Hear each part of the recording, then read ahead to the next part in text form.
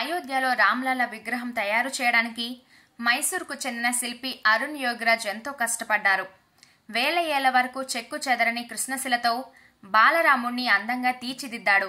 తన విగ్రహం తయారు చేస్తున్నప్పుడు జరిగిన సంఘటనలను మీడియాతో పంచుకుంటున్నాడు అరుణ్. సాయంత్రం 4 నుంచి 5 గంటల మధ్యలో తన ఇంటికి ప్రతిరోజు ఓ కోతి వచ్చేదట. పెద్దగా అరుచుకుంటూ డోర్ తెరుచుకొని లోపలికి వచ్చి అరుణ్ని బాలక్రామ్ విగ్రహాన్ని చూసి వెళ్లిపోయేదట. అంటే ఆ హనుమంతుడే వచ్చి తనను పరీక్షించాడని అంటున్నాడు యోగిరాజ్. అయోధ్యలో బాలక్రామ్ ప్రతిష్ఠ జరిగిన 2వ రోజున కూడా ఓ వానరం నేరుగా గర్భగుడిలోకే వచ్చింది. రాముణ్ణి దర్శించి చుట్టూ తిరిగి కొద్దిసేపటి తర్వాత వెళ్లిపోయినట్టు ఆలయ ట్రస్ట్ నిర్వాహకులు చెప్పారు. రాముడు గురించి భజనలు జరుగుతున్నా, రాముడి విగ్రహాలు ఎక్కడ ఉన్నా అక్కడికి హనుమంతుడు కోతి రూపంలో వస్తాడని హిందువులు నమ్ముతుంటారు.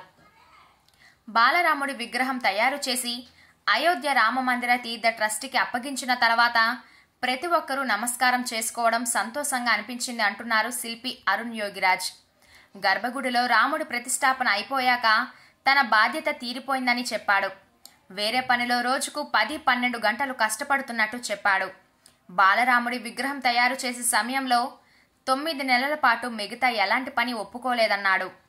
100% రాముడి విగ్రహం తయారీపైనే దృష్టి పెట్టానన్నాడు. దానివల్ల తనకు మానసిక ప్రశాంతత లభించిందని చెప్పాడు. అరుణ్ యోగిరాజ్ MBA చదివిన తర్వాత తన 5 తరాల పూర్వీకుల నుంచి వస్తున్న కుటుంబ వృత్తి శిల్పాల తయారీని చేపట్టాడు. బాలక్రామ్ విగ్రహ తయారీ తర్వాత యోగిరాజ్కు గిరాకీ పెరిగింది. దేశవ్యాప్తంగా చాలా ఏరియాల నుంచి అతనికి ఆర్డర్స్ వస్తున్నాయి.